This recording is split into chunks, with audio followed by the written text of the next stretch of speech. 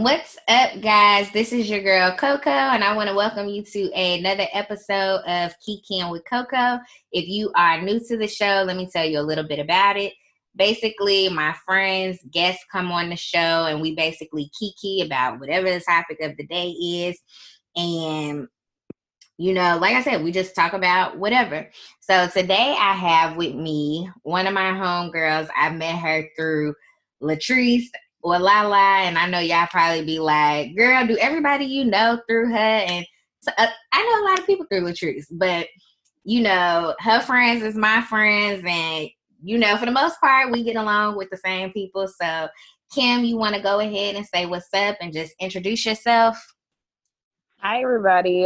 My name is Kim. I am friends with Lala. I met Coco way back on one of my random trips to Hawaii. So 3-day turn and burn. I don't remember much, but she had a good time in them 3 days. I did have a blast that night. We had a good time that night, and so military veteran, I turned entrepreneur, out here hustling. I'm excited to be here and Kiki with Coco. Yes, so thank you. I'm excited to be here. I know a lot of people that listen to my show probably are in the military, and so I think the information or just your experience could definitely give people some things to think about if they're thinking about getting out the military, and how that's going to affect them if they want to become entrepreneurs. But before we get into that, we're going to go ahead and talk about the Drink with Coco this week. And so, of course, the Drink with Coco is typically recommended by the person that's guest starring on the show. And so Kim recommended this little mixture. It is Ciroc Red Berry with, what's it called? Sweet and sour. With the sweet and sour. And it's actually really good. And I know y'all probably be like, you say that about every drink. But for me, if a drink is sweet, it don't taste too strong. And I mean, I know y'all hear me talk about Hennessy a lot. And Hennessy is a strong drink, but I can tolerate it. Everything else, as long as I can't taste the alcohol, it's good. So this is good. And it actually tastes like some strong strawberry lemonade. And so I said we're going to call it the spiked strawberry lemonade. So how did you even come across this little mixture? Well, Red Berry is my favorite drink. And I think I was at the club and I had asked for Sprite, like the Red Berry and Sprite. For whatever reason, they ain't had no Sprite. So I tell you, that's better than that. So I said, you got sweet, what else you got? And she was like, sweet sour. So she mixed it and boom, that was it. So now when I go out, that's what I ask for. If they don't have the sweet and sour, they usually have sour, which makes it just a little more tart. But it's a good go-to because I get tired of the regular things like a screwball or screwdriver, ain't that what it's called? With the screwdriver. With the vodka, and I don't like all vodka. Juice. All vodka is not created equal. It's sure So that's why I fool with it one too of my often. favorites. Yeah, so Ciroc is one of my favorites, and that Red Berry, it just do it with that lemonade, mm-hmm. with that sweet and sour. I will say my last time drinking Red Berry Ciroc was so long ago. It was probably like 2009 or something like that. And I had it with Hawaiian Punch. And when I tell you I was sick, child, and I ain't drank it since. So this is my first time drinking it since then. I'm bringing it back. Bring it on back. Bring it on back. But it's real good and I like it. So y'all go ahead, try this out. So it's a new thing that I'm starting. If I, when I have the drinks on the show and I'm recommending it to you guys, if y'all try it out, go ahead and tag Kiki'ing with Coco, and then also use hashtag Drink with Coco, just so we can see people actually drinking the drinks that I'm recommending, and let me know what y'all think. And so now that we got our drink going, we're going to get into the word on the street. And so word on the street, we all know Cardi B and Offset married. They pretty much had like an on and off relationship the past 3 years just because he is a serial cheater and I guess Cardi B finally said she done with him, so she filed for divorce. And with her filing for divorce, Offset is kind of out here like, at first it kind of seemed like he was like, it is what it is, go about your day. But now it seemed like he in his feels and he like posting poster boards on the street for and stuff like that. And so it sounds like he want it back. He probably want her back, but that's the problem with these guys. They quick to take for granted what they got and then turn around and beg for it back, but don't change. Nothing changes. So I don't see it getting no better, and I feel like she'll look real stupid if she take him back. So hopefully, maybe they can go to council, work out some real issues if they really trying to make it work. But he gonna continue to do very outlandish stuff, like that car, which he may have already ordered that. Prior to last night for her birthday, he may already ordered that, but it looked like she had some Ziploc bags full of money too, which was in the vehicle. So I feel like he gonna keep doing what he can, but like money ain't everything. Happiness, and I get what she's saying about trying to arguing because I've been there. We all have. Tired of arguing about the same stuff. Tired of arguing about you being with these hoes. Look, and then this is like it gets to a point where sometimes you just can't stand them, motherfucker, and you just want to, everything they do, the way they breathe, the way they chew, everything get on your nerves. To irritate you. And I think that's the point at which she was at, because she said they was arguing about everything. So I think that's the point at which they was at. He just gets on her nerve, and they may just need a break, regroup, and realize ain't nothing out here in these streets. Yeah, what you got ain't that. Well, bad. I mean, for Cardi B, the sky's the limit. You know what I'm saying? Like, you amongst the wealthy now. So your pickings, you got good pickings. I mean, for him, he get his pick of the litter. You know what I'm saying? So I just feel like, I don't know, I really like them together, but I also understand being sick and tired of being sick and tired. You know what I'm saying? And so if that's what she needs to get her peace of mind back, to just being her, then so be it. Because I feel like did you watch her when she was on Love and Hip Hop? Yeah. So when she was on Love and Hip Hop, she had her little boyfriend, but he was in prison. But she was so-called doing her thing. I'm gonna say so-called faithful, because we don't know. She didn't post her being with no other dudes, and she claimed she was being single. So I'm gonna say so-called being faithful during that time. And then I don't know how long it was from the time she broke up with him to the time that she got with Offset. But to me, it don't seem like it was that long of a break. So for me, I'm like, girl, be single. Enjoy your wealth. Enjoy your singleness. You know what I'm saying? And have fun.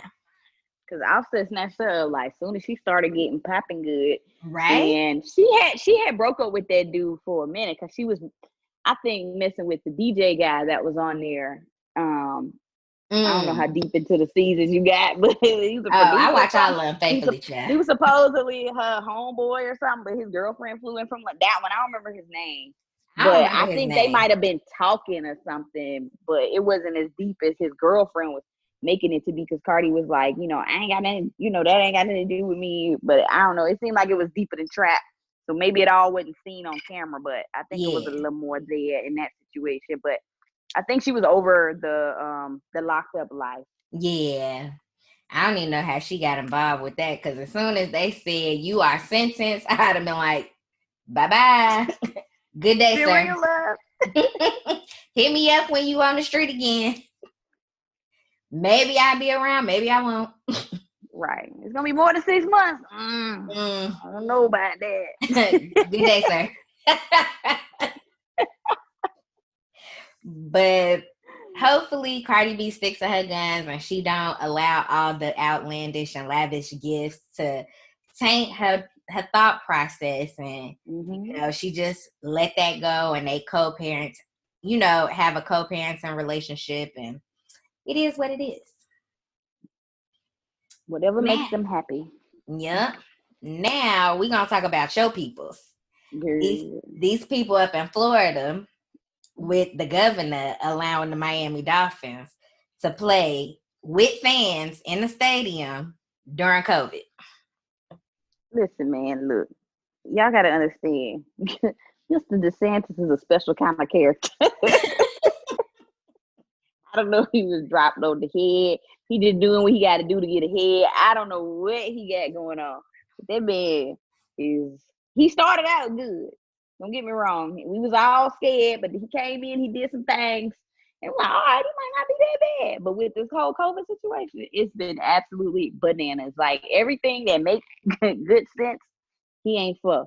So it's like even with the schools opening up and now he come with this, it was like, well, first of all, I don't think 13,000 people going to see the Dolphins, but girl, y'all in feel Florida, how you want to them feel. people. Look, feel how you want to feel. But unless they play somebody good, I don't see that stadium getting that many people. And it's bad because the numbers were really bad down there in South Florida. Like that's where it was worse hit and everything. It was down there. So to turn around and open that up, I was like, what is you thinking? Like I can understand maybe like up at the colleges where it's not as populated, it's more of a rural area like Gainesville or even Tallahassee, but Miami, Dade area, like bro, they just survived. That was like basically like New York, like how New York was down there. They just got off lockdown. We got off lockdown in like May. They got off in like June, July because it's still so bad down there. So it don't make. I don't know what he's trying to accomplish. It's not gonna get him reelected. I just feel like, to me, like COVID, as much as we would like to think like COVID is not a thing and we tired of being in the house and we want to get back to, the stuff that we normally do, like I get it. But in the same token, I'm just like, I can't catch no COVID. I do not want to die. I ain't trying to find out if I'm gonna be one of the ones who live, who die. I don't want to be in that predicament. And so in like my I do head, I'm just gonna think the worst. Like myself. I'm not trying to die. Right, I'm not going to that. If I could go, I'm not going to that game. But it's people that it's so crazy because there's so many people who believe exactly what the president believes. They believe exactly what the governor believes, and then you have the people who like, hell no, I ain't going out there. So it's just like, and it sucks because people are affected. You can't go see your grandparents. They actually just opened up the nursing homes too. So it's like, come on, bro. We done killed so many old people. Like this don't make no damn sense. And now you can go visit your family in the nursing home again. And so, and like, it's good, but it's bad at the same time. Yeah. And we were just not prepared for the stuff that happened. And I'm supposed to go to the Saints and Bucks game, but they're not, it's not full capacity. I believe for the Dolphins, it's going to be full capacity, but that's not going to be the case up here. And I know the Florida Gators, the coach was talking about they want to have the whole stadium back, 80,000 fans. This is yesterday. 80,000 fans. Ooh, no, 80,000 fans. The athletic director was like, "Nah, bro, chill out." It is some people with some sense in Florida. So they're like, "No, we're not doing that." Nobody wants to be liable for people getting sick at an event that they put on. Like, exactly. As a business owner, I feel the same way. Like, I haven't been going out doing anything crazy. Like, 'cause the clubs is open. I was like, I'm not going out to no party, and then I'm the one who gave it to one of my customers, my clients, and then they die or something, and I gotta live with that. That's not something I'm trying to deal with as a business. I'm not trying to be sued, even though it's hard because you can't quite pinpoint where you got it from. Yeah. So that's what these businesses is kind of hoping for. But if 30 people got sick at your one place, like, what do you think? Right. It's you the common denominator. You the common denominator. So I'm like, yeah, I ain't contributing to this foolishness. I stay my ass at the house. But people go out, they show out. And I seen them in person, somebody not wanting to wear a mask at the gas station. And he had the nerve to be calling the little guy work at the store all kind of faggots and threatening to whoop his ass. And when he walked out, he had an Air Force PT shirt. Oh, no. And there was some like little airmen in front of me. They probably was like A1Cs. It was like, look at his shirt, look at his shirt. And then walked down PTV. I said, he probably somebody master sergeant, first sergeant up here acting damn fool. It was right outside the gate too. Near the base down here. So I was just like, people COVID got them acting real crazy. I tell you, the governor one of them. All I know is you will not catch me. Now I do find myself forgetting the mask, but as soon as I realize I don't got it, I be like, ooh, let me go. You know what I'm saying? But then I also wear the one you can kind of like just pull up on your face that sit around your neck. So it'd be like, ooh, like I walk in the store, be walking around and then realize everybody got a mask on. I'd be like, ooh, I ain't got my mask on. Like, they'll be looking at you like this. Like, right. Like, they look like, oh, so you just gonna walk around with no mask on. They start going around, you start right. like this. Disperse. Listen, I got disposable masks in the glove compartment. I got at least 3 in my purse at any given time. I don't be without a mask because it's like you can't go in nowhere here. You got to have a mask on, so you can't even go in most stores without a mask. And I ain't fighting with nobody today. I had one of our employees at my job that got in a fight with somebody because they approached him because he forgot his mask. We ran in to pay for some gas at the gas station, but I guess they came at him wrong, so they wound up getting the conversation. His ass went to jail. But people are serious about. Some people are serious about them, and there's a lot that aren't. So it's just like. And I see people all the time too. They'll get up to the door, like, "Oh damn, I forgot my mask." Or they get out the car, they be walking in, they turn around, like, "Damn, forgot my." It be just like that Obama meme where he come up to the helicopter, he turn around. It be just like that. They check their pocket and realize they ain't got it. It'd be so funny. I just don't understand like why people have such a hard time with putting on a mask. Like politics. It's they simple. Made it a political issue, and that's exactly why. It's straight politics. Because if it wasn't any politics involved with it, they'd have been listening to the damn scientists. We'd have been outside already. But they made it such an issue, and they made it so hard for people to want to. And it's not until it's affecting their household that they realize, oh, this shit real. Yeah. So your wife died, or your child, or nobody wants to sit around and realize that it's real. Yep. When you sitting in the house, happen to them because somebody in your house done got infected, then you gonna be looking crazy. So because when them people get sick, everybody in the house got to stay home. It ain't just the person that's sick that got to stay home. Everybody got to stay home. And look, depending on your employer, you ain't getting paid for staying home. Exactly. So that's one of the biggest things we dealt with. Because I work in human resources for this furniture company. We had like 800 employees. COVID, we down to about 6. So COVID is 600 employees, yeah, 600. Like, we lost about 200. We laid off a lot, and then we didn't bring a lot back. So it was just like it sucked. We laid off a lot of people, but then people started getting sick. But yeah, so if one person in the house gets sick, everybody got a quarantine that's been in contact with that person. Yeah. And then with the laws that they put out with this CARES Act, it wasn't specific. It didn't have enough detail. So as an employer, we're trying to figure out, because if you have less than 500 employees, you got to pay your employees a third of their pay. Yeah. While they're out of work. So that's if they get COVID, if they came in contact with somebody and they're forced to quarantine, if their kids can't go to school because school was out, you got to pay them. They don't have childcare. Right. You still got to pay them.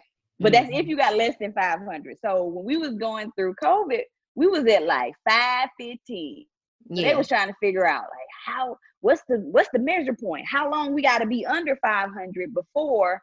Because we laid off a bunch of people, but they didn't anticipate a bunch of people quitting too. Yeah. They didn't want to work. They were scared. Right.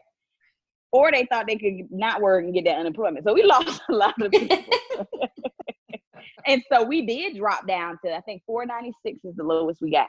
But it only stayed like 2 days. They was able to call some people in that we had laid off and bring back to work to get us over. So they didn't have to worry about it. But for those smaller businesses, they had to do it. And then like the money, you got to pay that money out of pocket. And then you're supposed to get it back when you file your taxes. Right.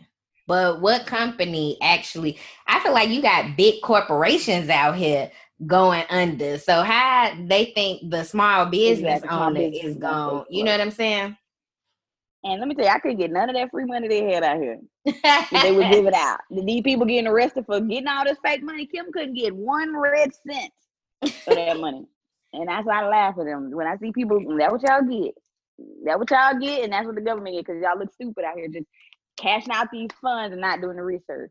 Right. When you got people out here that got a real need and has the right documentation, and you still won't give it to them. But anyway, that's another subject. Well, what's y'all governor name? Ron DeSantis. Well, Governor DeSantis is what we call him. The ain't. He ain't it. I'ma say shame on you for not taking COVID seriously. Seriously. And hopefully whoever is crazy enough to go to this game, hopefully y'all do not have COVID. Y'all don't get up in there and spread it around, and y'all be safe. Mm-hmm.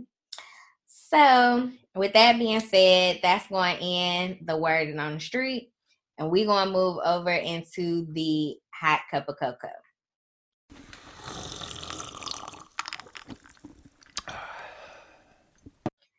So, this week's hot cup of cocoa is about basically being an entrepreneur, the ins and outs of owning your own business, and possibly some tips that can help you guys who are starting a business as well. So, as Kim mentioned, she is a veteran. So, you want to talk about like what led you to get out of the military? Yeah, I was really ambitious, you know. I was in 8 years. I joined in 2005, and I got out in 2013. I went in straight out of high school. Air Force was all I ever wanted to do. While I was in, you know, live my best life. I traveled, I PCSed a lot, like 5 times in the 8 years I was in. So I never got to deploy. When it was my time to deploy, I wound up having some medical issues, had to have surgery on my hip. So that added to, you know, downtime and things like that, not being able to deploy. So when I got orders to go overseas again, they were like, nah, you gotta go get this evaluation because you've been on profile too long. And so they wound up boarding me out because the odds just wasn't in my favor to try to stay in. Mm-hmm. And what may have happened is what compensation I would have got could have possibly been reduced. Yeah. So it was like, we can't get out and be broke too, you know? Yeah. I had to fight for it because they didn't give it to me initially, but I was able to get medically retired. So basically I have all the perks of doing 20 years minus the check. Yeah. So I can go to commissary, I can go to the gym, I pull out my handy dandy little blue ID card. Okay. Life's great now. But you know, the transition was a struggle. And so you know, like I said, that was the only thing I looked forward to doing since I was in the 6th grade. So it was really a shocking moment to find out, you know, we got to figure out a new game plan and what we want to do with our life, because this is all we've seen. We was going to make tech, and, you know, we was going to be living our best life out here in these Air Force Street. You know, we're going to be Chief Blackman on that thing one of these days, but God had other plans. Mm-hmm. It be like that sometimes, girl. So with getting out of the military, what did you do when you first got out? And then did you, like when you first got out, did you know that you wanted to be a business owner? Not really. I didn't know what the hell I was going to do, to be honest. Like when I got the word that I was for sure getting out, I stayed home the whole weekend. I cried on my couch. Like it was terrible. Like it was like something you see in a movie. It was just like the end is near. I had like no idea what I wanted to do. And then finally I had to suck it up and figure it out, because it's happening whether we wanted to or not. And so decided to go to school. Like, okay, we use this GI Bill we paid, you know, the little money for, and go to school. And then hopefully we figure it out from there. Yeah. I always had an interest in like human resources. And when I was in our services was my career field.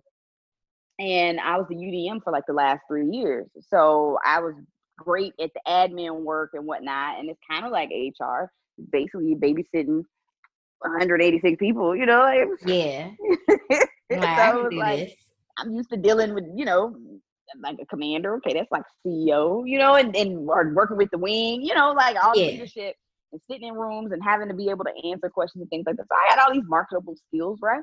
Mm-hmm. So I got out and I went to school. I got out at the end of August, and so I started school the same week I got out, which was interesting. So I literally didn't really have a break.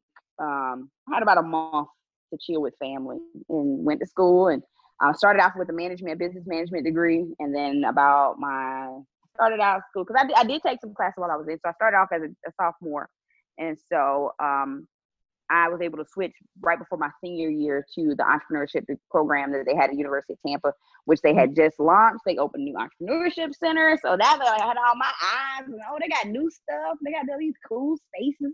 I want to Yeah. be an entrepreneur, and I sold stuff. So that's what, like, I've always been a hustler. When I was in Hawaii, I sold body magics.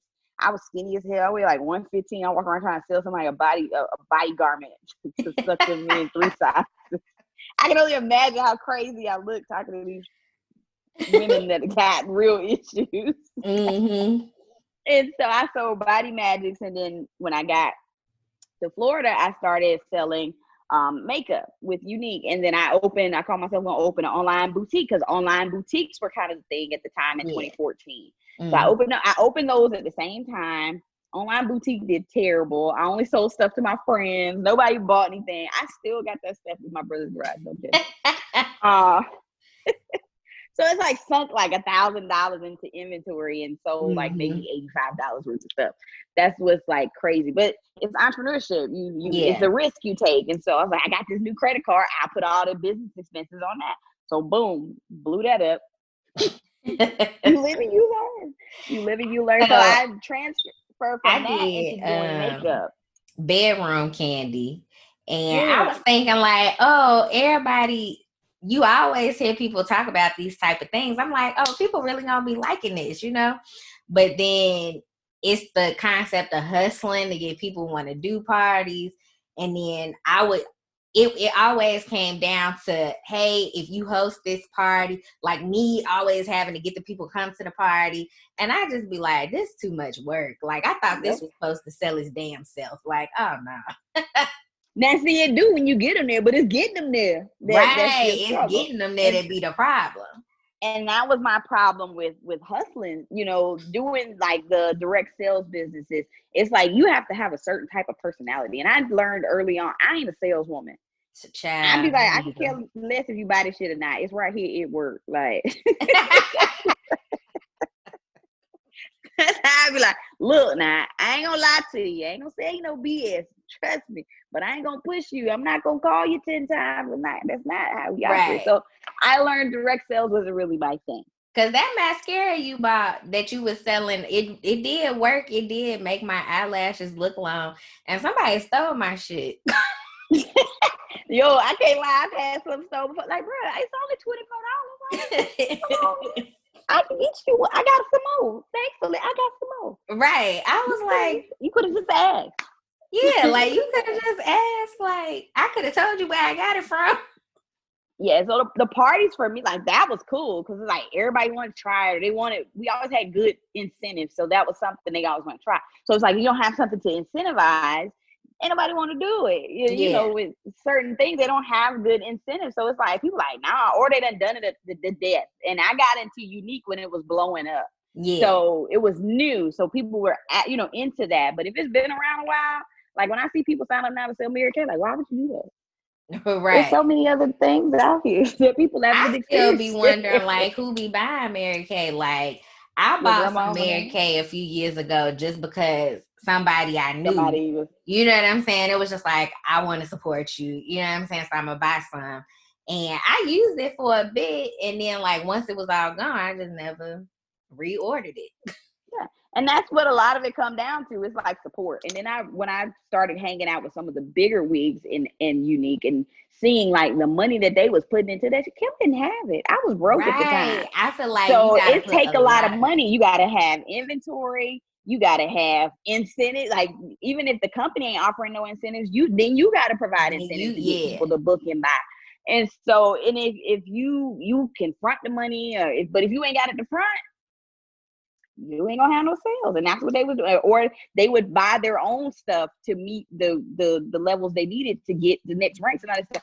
I did that shit one time and I was done with their ass. I was like, yeah, this played me. I ain't know the math. I ain't know the compensation table, that plan. I ain't know it well enough. Yeah. So I'm too upset with myself. Mm-hmm. I know with the bedroom candy, I just bought the initial packet. So basically, like you can, what's the word? Like you can show people like the product, that type of thing. But if you was gonna order, you got to order from them because I'm not keeping this shit on hand. Because if y'all asses don't buy it, then I'm gonna be stuck with it. You're stuck with it. Yep. No. And then you got to try to sell it and get your money back. Exactly. And it's like ain't nobody got time for that. But see, what I did with Unique, I did the vendor events. I did a lot of vendor events. So I kept some stock on certain things, but other things you would have to order. So it would sell if I'm in front of you demoing it, and it would sell like hotcakes. But other than that, I didn't keep inventory on hand because for that very reason, I'm not going to be stuck with this shit. And so, like with bedroom candy, like if you wanted to do like some type of vendor event, like it had to be a pre-approved event, like you had to get the event approved or whatever. But then also being in Hawaii, like they don't got that many events coming out there like that. Right. So it was hard to even be like, oh, let me try and get an event out here. So it was literally like just trying to get people to host parties. And I was like, yeah, I ain't cut out for this life. And I appreciate, you know, that direct sales experience because it taught me like what I didn't like about entrepreneurship. Yeah, I like making money. Like that's cool. I like seeing women's face light up, you know, or, you know, getting the reviews and feedback on the products. But the hustling part of it, that chasing people down and getting them and capturing payments, stuff like that. Like, yeah, that wasn't. And then trying to recruit a team and all that shit. That I realized I got leadership skills, but not in that sense. Like some people just got it and they ain't got it in that sense. Like, look, we gonna plan some shit out. We gonna do it, but I got to recruit you and teach you too. And I don't know. The way my page is set up, I'm gonna tell you twice, and after that, I'm gonna have a problem. So, you only live the first time, and that's the military. So I was like, that's what happened. They made me a supervisor. I was like, look, I'm gonna tell you, I'm gonna keep feeding myself now.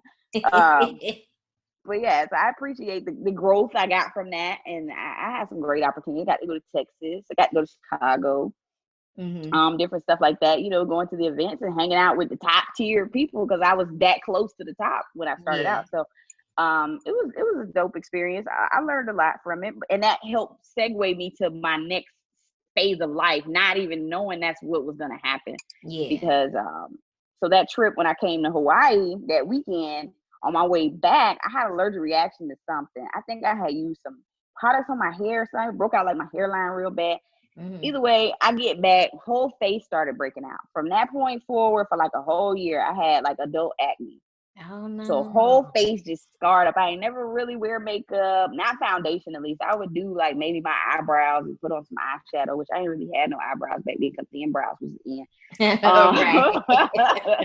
But I put on some eyeshadow and some blush. That probably was it. Some lip gloss, like not even no lip gloss. And when I started having problems with my skin, I was already selling makeup, so it made it easy. I took a class with this girl and started doing my own makeup, and I just kept practicing. And I was like, well, I'm selling this shit, so I should know how to apply it. If I can apply it properly, then people are gonna want it. And then it went from I look good, can you do mine? So I started doing makeup as a mobile makeup business while I was in school. So I did customer service part-time, and then I did makeup on the weekends. Booked a couple weddings, you know, and that's what started Privileged Faces. And so with me doing the vendor events, I had like all the makeup colors. And so I had everything I really needed to kind of launch that that makeup business. And that was cool for like 2 years. Yeah, because I started doing skin in 2016. So tying that back so I'm in school for the entrepreneurship program, sitting in class, and they took us to this place and they were like, some of the greatest ideas or the greatest products come from, you know, being able to fill a void or fill a need. What's something that affects your life that can make your life simpler? So I'm sitting there and they was giving out like $5 McDonald's gift cards. So a bit broke. So I'm like, dang, I want a gift card. I'm trying to think. I'm sitting there trying to think so. And I couldn't come up with nothing fast enough. So somebody else in my class wound up getting a gift card. But when we went back, our project was to come up with something. And that's what we worked on because it was a summer class. That's what we were going to work on. We would get divided into teams and work on. So what I came up with, I had just done a hair expo in Orlando, and we did makeup for the people who bought lashes. And so I had all my makeup brushes to clean. And I was like, dang, if I had somebody clean these makeup brushes, that'll save me. And so I came up with the idea of a machine that washes and dries makeup brushes. So it's called Brush Easy. We played with it, and that's what it got picked to be a class project. So we developed that whole summer. And then at the end of the summer, they were like, you should you should join this program. This entrepreneurship is an accelerator program. And so I did that. And so I had my own office at the school and got to do the program. I didn't win, but I did wind up getting some grant money from the school to help work on like the patent and the development of a working prototype. And so still underprivileged faces, and then the Brush Easy. And then after I finished school in 2016, I didn't get a job. I was overqualified for most, and then I was underqualified for like human resources. So I couldn't get a job. I was unemployed for like 8 months, living off $1,000 a month, which was just my disability. That GI Bill, when that shit stopped, it's cold turkey. Ain't no transition period. You got to be saving. And my bills exceeded that $1,000, so it was tough times at the Black house. And so it was just like, okay. So I was like, I'll go to school and learn skin, because in Florida you're supposed to be a licensed esthetician in order to charge for makeup. So I was like, I'll go to school, learn about skin. That'll also give me a background on what products we can use in the cleaning solution for the makeup brushes. While I'm in school for skin, I fell in love with skincare. Didn't even take the makeup course they had. Didn't care nothing else about Brush Easy, because it was gonna cost like $100K to get a prototype done. And I was like, I was $1,000. So put that on the shelf. Right. I did that though. I started it. Yeah, that's me. I talk about it still.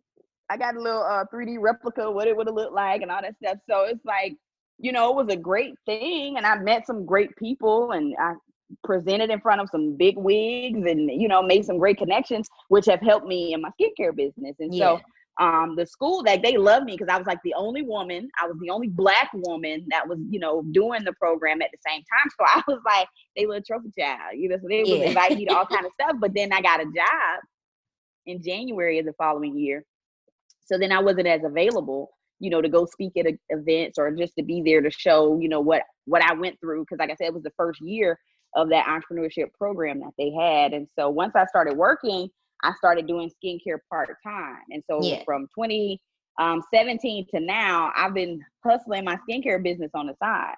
And I'm about to make my transition out of the corporate world into full-time entrepreneurship. And so I'm very grateful. It's still scary. My business makes its own money. I don't have to come out of pocket to pay for anything, but it's still scary. If COVID hit again, I might be screwed. Well, we fingers crossed, prayers up, Lord. No more COVID. But I was able to pivot the first time. So I was like, hopefully we'll be able to pivot again and make it to where we continue to make money, even though the doors are closed. I'm not actually servicing faces, but I have 2 employees, and I'm looking to add 2 more. And then I'll be working full time. I have 3 rooms at my skin spa. When I started it at the beginning of this year, I had 1 room, a little 110 square foot room, and now I have 3 rooms. We do massage, waxing, skincare. I'm on track to make the most money I ever made with my business. And that's working 4 days a week. And so, and being closed 6 weeks this year. So it's like, I was looking at some of these, these loans. I tell you, I couldn't get no money during the COVID stuff. And I was looking at my numbers. I made more money on online sales during the month of April when I was closed than I would have if I had been open. So I was like, it was really a blessing. But I also have a really strong support system. I feel like I have a lot of, veteran brothers and sisters, and, just people that needed what I was offering. And I took it as an opportunity. Like, what people gonna need while they're at home? Oh, they can't go get their feet done. Let me order these foot pills. So they can't do their own facials. The people that's been coming regularly, let me put together these home facial kits. So I did the same thing. I followed the same processes. Like, I looked to see where people would have a void. It would have made a lot of money. We could have put together some real quick home color kits. Because you go to the store, everything was sold out. Like, it wasn't hair products was scarce, toilet paper, paper towels. Like, you could get nothing you really needed. Like, you couldn't find nail polish, acetone. Like, everything was in short supply. Yeah, girl, I know I was ordering. Girl, I done ordered a whole nail set. Like, I was gonna learn how to do my own acrylics. I got the drill. I got acetone.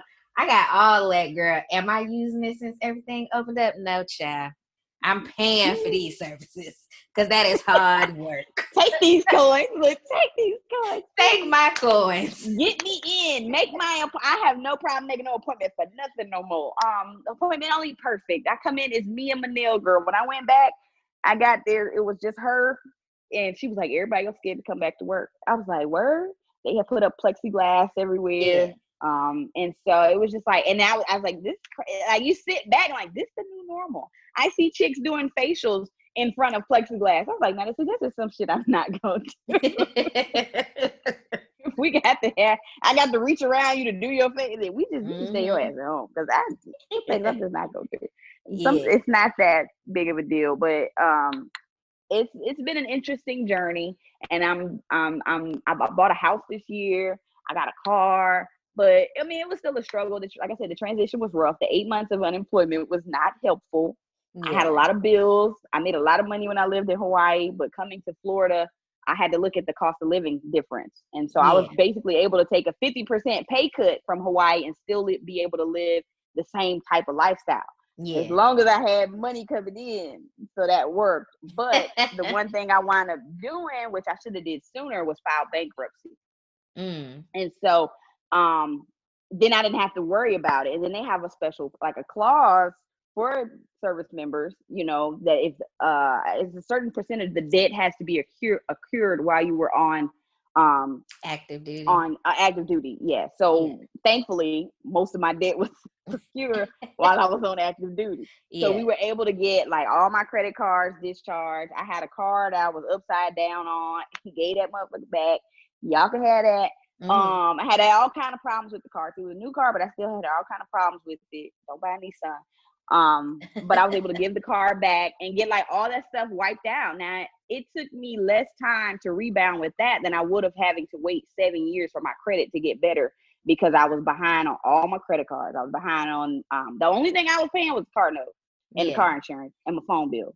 And I was getting my nails done because that's a requirement. Yeah. But everything else, that shit fell by the wayside. I was like, if anything, I can live in my car. I was like, I live with my brother and then I live with my my other brother's ex-wife, and so helping take care of my nephews. And so it was just like, because I was literally like one family argument from being homeless. So it was like, if anything, I can live in my car. I have good relationships with them, but just saying, if something had happened and they was just could be like, get your ass out. Exactly. So I was like, if anything, I can live in my car. So that was the one bill that was always current, was the phone bill and the car note. Yeah. And the insurance. Because you can't not have insurance in Florida. They'll suspend your license. Girl, that's anywhere, child. But I mean, it was a rough period. And so when I started the bankruptcy process, they was kind of like, you almost make too much money. Like, what? I'm not broke, but I'm making money now, but I haven't been for the past. So they go back 6 months. And I wish somebody had informed me of this earlier, because I could have did this when I was in school and then been straight by the time I finished school. So I would say definitely that's something to look into if you're going to have a lot of debt coming out of the military and you don't necessarily have a real game plan like me. My game plan was school, but I didn't have a game plan after school. Yeah. And when I started thinking about it, it was damn near too late, because as a 27-year-old grown woman, I couldn't work an internship for free. I got bills. I need a job that paid me. And so an internship wasn't necessarily an option. And not all internships are always paid. And the good ones definitely ain't paid 9 times out of 10. That's going to get you into a good spot. I mean, it's liable you'll get hired, but I was like, I can't work for free at this point. Mm-hmm. And paid internships are far and few in between. It depends on where you are. But I would say definitely add that to the checklist of things if you're looking at getting out. I tell people all the time, like, it's so much better. Like, yeah, you have some bad apples at some bases, or some bases just suck. Don't make your decision to get out of the military if you ain't got to. Don't make it off of one assignment. Like, go somewhere else and see it. Like, you have some different leadership. Not all squadrons are created equal. Not all supervisors are created equal. So go somewhere else. You probably be treated so much better. I had bad supervisors. I had good supervisors, but getting out just because I don't like Billy Bob, that's not a reason. Because, like, well, what's your game plan? You don't have a game plan. I'm gonna go to school. Like, okay, what about when you get out of school? School is not the thing anymore. Right. Trade. That was my thing when I was thinking about getting out the military. I was like, I'm going to do 10 years because, you know, they say that's 10 is the make or break. And I was like, I'm going to hit 10 and I'm breaking. And my game plan was, initially, it was, I'm going back home and I'm going to go to school. Then I was married. So I'm like, well, shit, I got him to take care of the bills. So I'm going to go to school. He was like, pause. You need a job. I'm like, well, I'm going to have money coming in because I had paid off all my debt. So I was like, the only thing I'm going to have to pay for when I get out the military, because I had made a budget to where all my credit card debt was going to be paid off. My car was going to be paid off by the time I got out the military. So I was like, with me going to school, I'll have money coming in, you know, and I won't have no bills. So, you know, I could pay like maybe some utilities or something like that, and you can take care of the mortgage, but I ain't working. And he was like, divorce. You would be sitting up in his house all day on me. He was like, you think you gonna just sit up in this house while I go to work every day? Negative. And so yeah, so I understand that whole concept, like, yeah, I'm gonna get out and go to school, you know, whatever. Should I still be like, it'd be many and plenty of days I'd be like, woo. But now I'm just like, you know what? I'm gonna ride this out until I can retire. You know, I have my retirement check. I'm gonna get me some disability. You know what I'm saying? And you know, hopefully I'll have something like whatever I do when I get out the military won't be considered work. You know, because a lot of people retire and they be like, they go back and do the same job they was doing in the military. And I'm like, I just don't want to do that. I want to be able to just go on about my day, be like, you know, I served my 20 years proudly, and now I live my life how I see fit. Right. And then a lot of people, they don't like to be bored. So, you know, people that do the 20 or they get out as a chief or a senior, they don't like to be bored. So, yeah, they go get a job. It was a guy that worked at the MPF. He had done his 20, got out, and doing the same exact job. He's personnel doing the same exact job at the MPF. But he was a civilian on the civilian side. He was living his best life, drawing his retirement, his disability, and that government check. So, living his best life in Hawaii. With now, his, you know, his I family. mean, granted, can people live a great life going back and working for the government, getting them 3 checks? Yes, they sure can. And then a lot of them also have other things going on too. Yep. So you be like, man, your ass is rich. You know, so hopefully, you know, whatever I do, I can be one of those people considered rich. Now, see, I wanted to get in here at MacDill, but I didn't get out here. So I don't know anybody here that was active duty at the time either. Yeah. So like if I'd have stayed in Hawaii, I would have been lit because I know the hiring manager for FSS out there. I'd have been straight. Oakley would have hooked me up. I just know it. But I was like, I ain't trying to be in Hawaii living on the beach because I'm homeless because I ain't get a job. In Tent City, girl. In Tent City out there, Alabama, begging for change. Like, it was not going to be me because people ask me, I was like, why you ain't stay? Like, Hawaii cool and all. I can't afford to live out there without the Air Force. Right. We pay, and you don't realize, like, how good you have it made. Like, BAH, like, you get your check and you get money to pay your rent. Like, that shit come out of my one little check right now. So it was like, yeah, this ain't gonna cut it. So, like, yeah, I make the same money, but I ain't getting that extra. I ain't getting that extra grocery money, that BAS, you know, and it was like, no cold, like, man, it's like life come at you fast. And so it was definitely something, you know, to consider and something to take in. A lot of people don't. Like, I had my TSP. I paid off. I started paying off my credit cards before I got out. But after I got to Florida and I was in school and I was making money, I got my own apartment. I furnished it. School got out in December. You don't get paid while you ain't in school. Right. You got paid for like seven days in December. And my school is a private school, so we didn't go back to the last week of January. So you got paid about 7 days in January. Yeah. That was about $2,000 I lost. Yeah. So it was like, it ain't coming back in February. That's $2,000 I lost. Yeah. So if I didn't have $2,000 saved up, I'm SOL when school ain't in. Yeah. So spring break is different. But when school is out, Yeah. So that's why I had to take classes through the summer, and nobody told me this. So if I'd have known that, I could have waited and moved into my apartment in January when school was back in. I done moved into this apartment and I got bills now, and that money that I was pocketing is going for these bills. So it's like definitely having a good game plan put together and having, I say, multiple job opportunities. Just because you know such and such they work over, it's like have you an offer letter when you get out, like you the offer letter, like I got my game plan. I start work on the 1st. I get out on the 29th. My job start the 1st. Like, so, that type of stuff definitely makes a difference. If you ain't gonna work, definitely start building your business. Whether it's a t-shirt hustle, like whatever it is, do it right. Take some classes, get some coaches. There's all kind of veteran entrepreneurship programs, and I did the program at UT. I did the program here with the community college. They had a veterans program, entrepreneurship program. I did that. They asked me to come back and speak, and then they got different other like just regular entrepreneurship groups. They have Syracuse has a entrepreneurship program. I think Florida State has one. The state of Florida has a program that they do too. And so I did that. And so it was just like all these different programs, and they teach you how to write a business plan, how to evaluate your business. And, you know, all the stuff you see on Shark Tank, I was really living that with my little product business and having to come up with these fake numbers and knowing what my valuation is based off of, you know, X, Y, Z.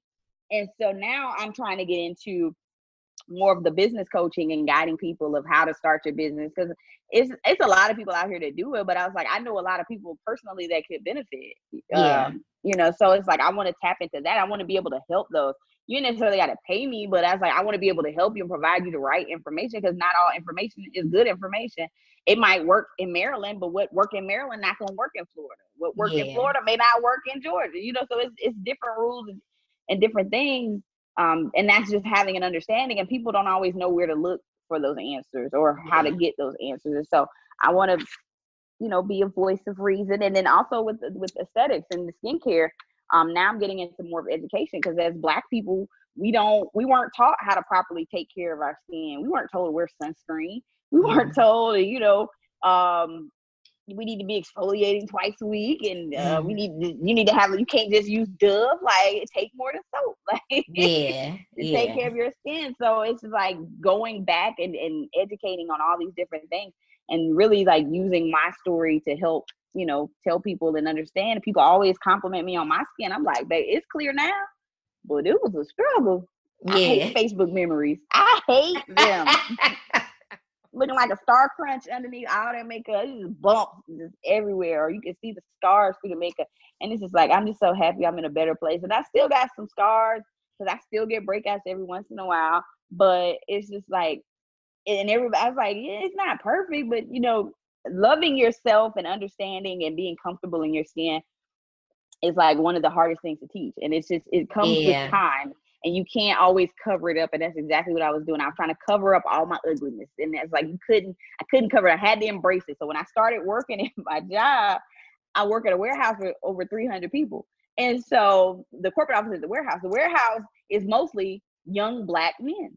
And so they always compliment me, or they trying to come take me. I ain't got time. Y'all don't make enough money to fool with Kim, first of all. So it was just like, I quit coming into work cute. So I stopped asking the question. I'm lying. Yeah, I got a man. Yep, he at home. You know, I don't like lying. So it was like, I just stopped coming to work cute. And it's like, y'all just gonna get this body, because that's all I got to give. The cute face, if y'all catch me in the streets, you get to see what I really look like. But at work, I was going to work a hot mess, and that really helped me to become more comfortable in my skin, because I literally would keep my makeup bag in the car.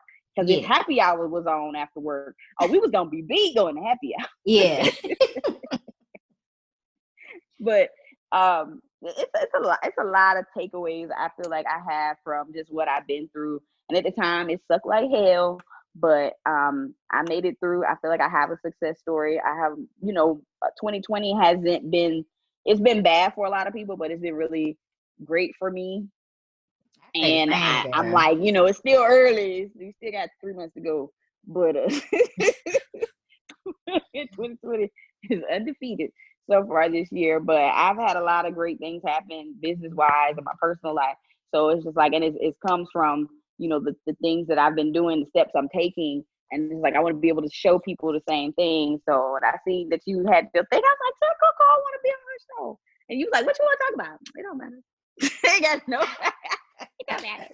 I want to be on there. But yeah, I tell anybody, like, this 2020, like, globally has not been the best year, but for me, it's been a really good year. Like, I was able to launch my podcast. I was able to finish school finally. It sucked. I didn't get to do any traveling for real this year, but I got the opportunity. Like I said, I just got a chance to take care of some personal things, or some personal goals that I wanted to accomplish. So it's been a really good year for me, and I can only hope that it'll get better. But I definitely think people hearing your story about, getting out of the military, the transition, and, you starting your business now, I think is good for people to hear, because especially for us in the military, because a lot of us have this notion like, oh, the military is some bullshit. I don't want to deal with this. You know what I'm saying? I'm going to get out, blah, blah, blah, blah. But then you just don't think about what all you got to encounter to get to a good place to be in a good financial sound place once you get out. And especially if you don't have a real game plan, Right. And I had about we started the mid-board process, I think it was August, September of 2012. And I got confirmation in March that I was getting out, and I was out in June. So it wasn't a lot of time to prepare. Yeah. And so you already got life planned, and so it was just like, well, damn, because I was supposed to PCS, I think, in January or February of that year. Yeah. Of 2013 when I got out. So it was like, you think in August, September, I'm going to be PCS, and then, no, your world is rocked. Like, you getting out. Like, yeah. And that changes a lot of things. So then I got, okay, how much? I had took out money out my TSP and paid off all my credit cards. Like, damn, if I'd have known I was getting out, I'd have left that. Like, I'd have been straight when I got out. But yeah, I'm thinking the Air Force is is this it? Like, this forever. Yeah. Little did I, and it didn't matter how great of an airman I was, how many awards I have, how many decks. Like, it did not matter. That didn't matter to the people that it meant something to. Like, if you can't deploy, you got to go. Right. Yeah. So like I say, COVID, don't get comfortable, because that's exactly what that was, comfortable. Yeah, no, girl. I be knowing. I be like, ooh, girl, you got to get your life together. You know what I'm saying? Like, because I just know it's fickle. You know what I'm saying? You could be that flavor of the month this month, or, you could be hot shit at this base and go to your next base and be trash. You know what I'm saying? So, and that's happened to me before. And I try and tell all my airmen, like, especially when they're going through hard stuff, like, this is only a season. You'll get past it. Don't base your decision on being in the military because of this assignment. You know what I'm saying? Like, go to your next assignment and go with a brand new outlook. Like, yeah, it sucked, but at the same time, like, you have the opportunity to rebuild yourself. Become a better airman. Like, take your experience from this base and just be like, okay, this is what I'm not gonna do. And then if it just come out like you get the same result, like, did you really make the changes, or maybe you just got some trash ass leadership. You know what I'm saying? But it's just one of those things. Like, life happens. You can't plan for everything, but at least try and plan for the basic things. Like, my dad used to always, and he still tell me, like, make sure you always got 3 months worth of pay saved up. And it be, when you think about it, you be like, what the hell 3 months of pay gonna do? But it'll hold you over just a tad. Oh, you know what I'm saying? So,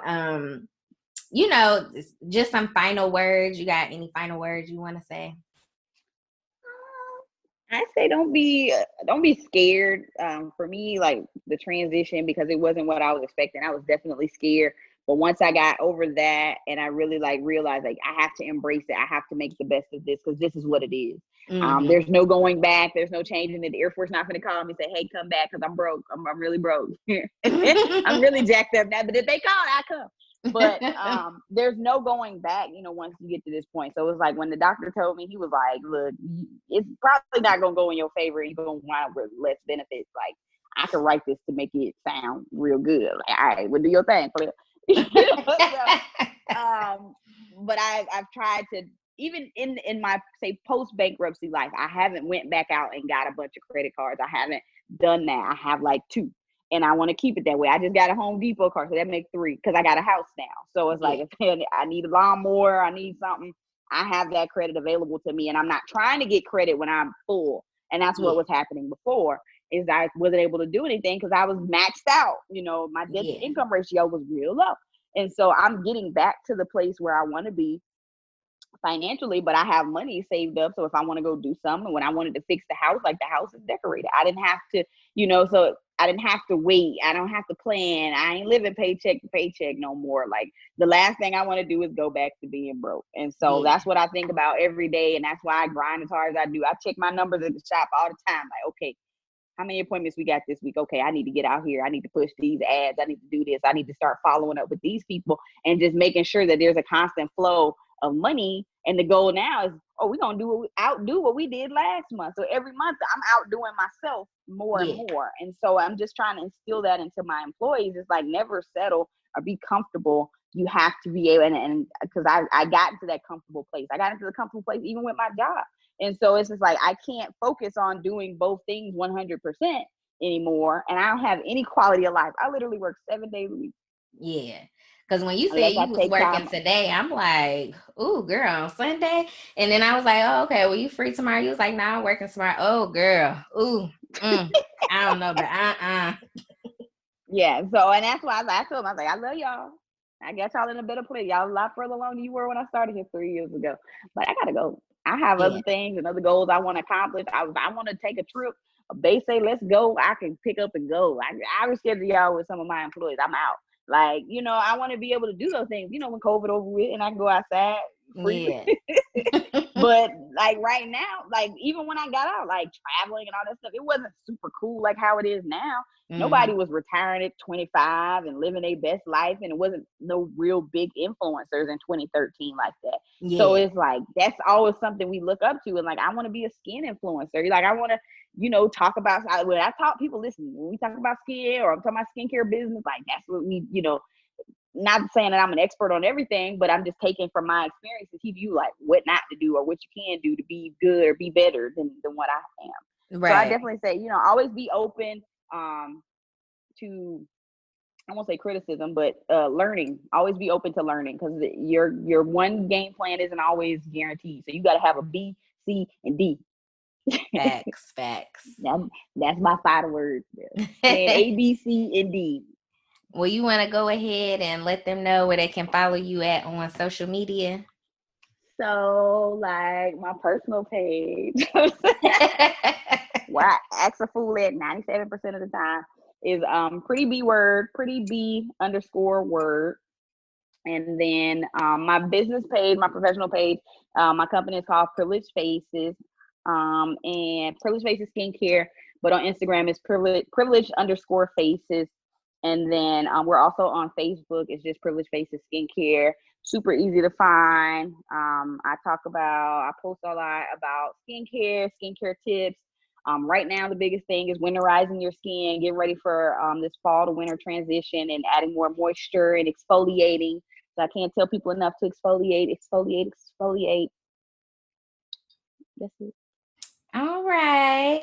Well, I'm so happy you were able to come on, and I'm super happy for the growth that you've had over the past few years, and excited about your business. If I'm ever in the Tampa area, I will definitely be coming to get me a massage and a facial, because I live for those type of experiences, So, if y'all in the Tampa area, check her out, Privileged Faces. And as I mentioned before, I appreciate you guys for tuning in. I got my I'm Black 25/8 t-shirts, and I now have them in black on the website, so you can get it in white or black. And I ain't even gonna lie, the black shirt hit way different than the white shirt. So, but go ahead, get that at kikiingwithcocopodcast.com. And then if you guys have any questions that you would like answers to on the show, you can always email me at kikiingwithcocopod@gmail.com. But my website basically give you all type of access to me. You can email, buy, find out about me. And then, of course, my IG page, which is where I'm most active at, is Kiki'ing with Coco.